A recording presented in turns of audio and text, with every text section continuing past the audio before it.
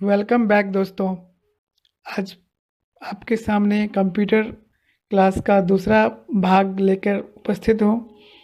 पहले भाग में हमने कंप्यूटर को समझा, इसके डेफिनेशन को देखा, यह कैसे काम करता है इसको देखा, आईपीओ को समझा। याद है ना आईपीओ? Input, processing, output. और हमने देखा कि कंप्यूटर हमारे जीवन में कितना यूज़फुल है, हमारे डेली लाइफ इससे कैसे प्रभावित होती है। तो guys, welcome to our channel Vidya Mandir competitive classes. आज हम एपिसोड 2 को लेकर जो उपस्थित हुए हैं उसमें बात करेंगे इनपुट डिवाइसेस की, और डिटेल्स में आज जाएंगे। जितने भी हमारे इनपुट डिवाइसेस होती है उसकी चर्चा हम विशेष रूप से करने जा रहे हैं।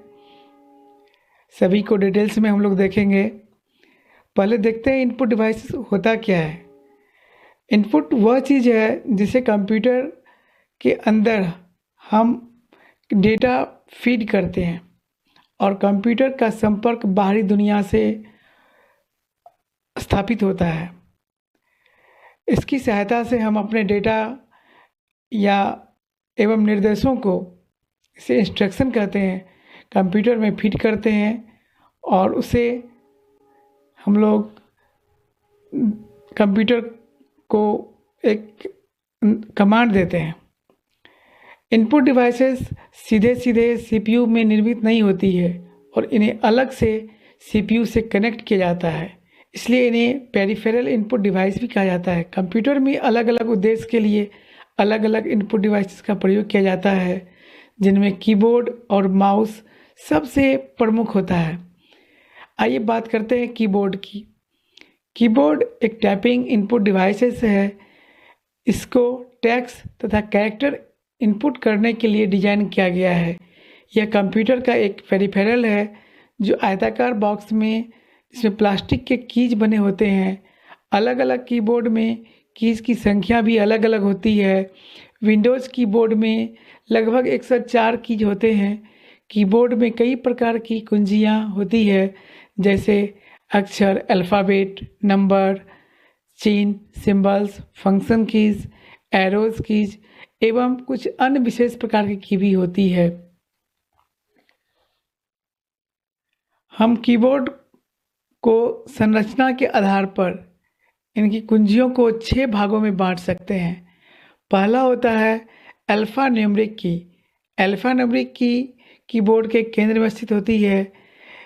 इस अल्फ़ा न्यूमेरिक की में अल्फ़ाबेट्स जो ए से जेड तक होती है, नंबर्स जो 0 से 9 होती है, सिंबल्स जैसे @ एंड स्टार एंड इत्यादि।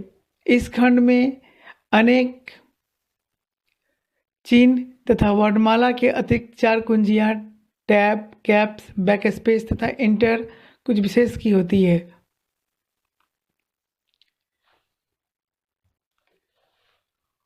और उसके बाद होती है फंक्शन कीज। बोर्ड के सबसे ऊपर फंक्शन कुंजियों में F1 से F1 तक होती है। ये कीज कुछ विशेष कार्य के लिए बनी होती है जो सॉफ्टवेयर के अनुरूप बदलते रहते हैं। कर्सर की ये 4 प्रकार की होती है, अप, डाउन, लेफ्ट, राइट। इसमें चारों दिशा में मूव कराने के लिए प्रयोग किया जाता है। अप, डाउन, लेफ्ट, राइट, इनका प्रयोग कर्सर को चारों दिशा में मूव कराने के लिए किया जाता है। मॉडिफायर की इसमें 3 कुंजियाँ होती है जिनके नाम शिफ्ट, एल्ट एंड कंट्रोल होता है।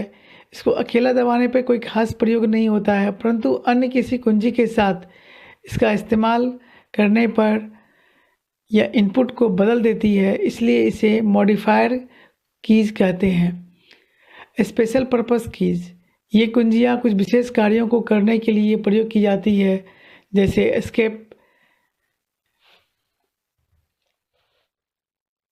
And start, shortcut, tab, insert, home, delete, power इत्यादि। अब चलिए बात करते हैं माउस की। वर्तमान समय में माउस सबसे अधिक प्रचलित पॉइंटिंग डिवाइस है, जिसका प्रयोग चित्र या ग्राफिक्स बनाने के साथ साथ किसी बटन या मेन्यू पर क्लिक करने के लिए किया जाता है। माउस को हाथ से पकड़कर हम जिस दिशा में घुमाते हैं, स्क्रीन में पॉइंटर भी उसी दिशा में मूव कर जाता है। इसकी सहायता से हम कीबोर्ड का प्रयोग किए बिना अपने पीसी को नियंत्रित कर सकते हैं। सामान्यतः माउस में 2 या 3 बटन होते हैं, जिनकी सहायता से कंप्यूटर को निर्देश दिए जाते हैं। ये 3 button left click, right click, scroll होते हैं, जिसका यूज पॉइंट के लिए करते हैं। चलिए अब देखते हैं माउस के कार्य को। पहला काम होता है क्लिकिंग। किसी ऑब्जेक्ट को, जैसे फाइल फोल्डर ऑप्शन को सिलेक्ट करने के लिए डबल क्लिकिंग, किसी ऑब्जेक्ट को ओपन या रन कराने के लिए राइट क्लिकिंग, किसी ऑब्जेक्ट से संबंधित ऑप्शन को देखने के लिए ड्रैग एंड ड्रॉप, किसी ऑब्जेक्ट को एक स्थान से उठाकर दूसरे स्थान पर ले जाने के लिए स्क्रॉलिंग,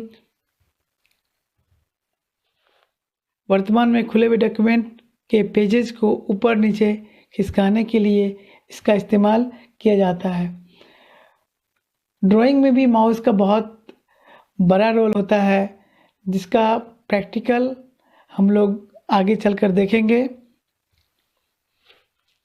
चलिए अब कुछ इसके अलावे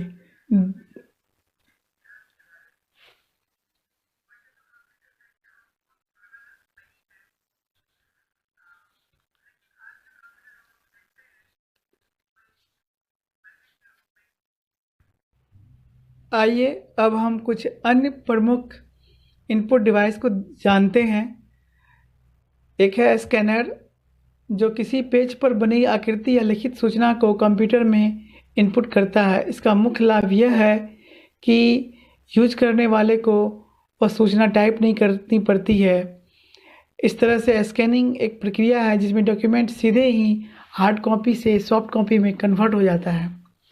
दूसरा है डिजिटल कैमरा, जिसकी सहायता से हम लोग ध्वनि, दृश्य, फोटो, वीडियो को कंप्यूटर में एंटर कर डिजिटल डेटा में बदल देते हैं। जॉयस्टिक एक बहुत ही पॉपुलर इनपुट डिवाइसेस है, जो वीडियो गेम खेलने के काम में आता है। इसका प्रयोग प्रायः बच्चों द्वारा कंप्यूटर पर गेम खेलने के लिए किया जाता है। अगला है लाइट पेन, जिसका प्रयोग कंप्यूटर स्क्रीन पर कोई चित्र या ग्राफिक्स बनाने में किया जाता है। इसकी सहायता से बनाया गया कोई भी ग्राफिक्स कंप्यूटर पर स्टोर किया जा सकता है तथा आवश्यकता अनुसार इसमें सुधार किया जा सकता है। इसका प्रयोग भी समानतः लैपटॉप, पीसी कंप्यूटर जैसे स्मार्टफोन, टैबलेट, पीडीए आदि में किया जाता है। अगला है टच स्क्रीन, जो आज के समय में बहुत पॉपुलर है। यह एक संवेदनशील इनपुट डिवाइस है, जिसकी सहायता से यूजर अपनी उंगलियों का प्रयोग कर स्क्रीन पर मेनू या किसी आइटम का चयन कर सकता है। किसी यूजर को कंप्यूटर की बहुत अधिक जानकारी न भी हो तो भी इसे सरलता से प्रयोग कर सकते हैं। जब हम अपनी उंगली से टच स्क्रीन के किसी भाग पर क्लिक करते हैं तो इससे सिग्नल उत्पन्न होता है, जो सीपीयू में प्रोसेसिंग के लिए चला जाता है। स्मार्टफोन, टैबलेट, पीडीए आदि में टच स्क्रीन का प्रयोग किया जाता है। साथ ही इसका प्रयोग आजकल रेलवे स्टेशन, अस्पताल, शॉपिंग मॉल, एटीएम इत्यादि में होने लगा है। आप यहाँ देख रहे हैं कि जब आप एटीएम जाते हैं तो वहाँ टच कर सारा इंस्ट्रक्शन आप उसे देते हैं और आपसे इनपुट लेकर के टच में ही वो आपको जो भी डेटा देना होता है या आपको इन्फॉर्मेशन देना होता है, रुपया देना होता है, वो देता है आपको। उसी तरह रेलवे के कियोस्क में आप स्टेशन पर जाते हैं तो वहाँ पर जितनी भी इंक्वायरी होती है वो आप वहाँ पर टच में करके, स्क्रीन पे टच करके आप सारी जानकारी ले सकते हैं। आप पीडीए जो होता है आपका पर्सनल असिस्टेंट, उस पर भी आप काफ़ी कुछ करते हैं। और हॉस्पिटल्स में जो लगा होता है ऑटोमेटिक पेशेंट का सिस्टम चेकिंग करने के लिए, आप वहाँ से भी सारा इन्फॉर्मेशन कलेक्ट कर लेते हैं। इस तरीके से आप टच स्क्रीन हमारे लाइफ का एक अभिन्न पार्ट बन गया है। स्मार्टफोन तो सबने देखा ही होगा, लगभग सबके पास होता है।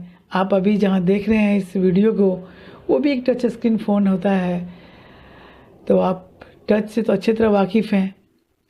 तो चलिए यहाँ इस तो दोस्तों, कैसा लगा हमारा प्रयास? पसंद आया ना? तो प्लीज़ चैनल को सब्सक्राइब कर बेल बटन ज़रूर दबाएं, ताकि हमारे लेटेस्ट वीडियो आप तक लगातार पहुंचते रहें। साथ ही शेयर भी ज़रूर करें। तो मिलते हैं अगले वीडियो में। टिल देन, गुड बाय, जय हिंद।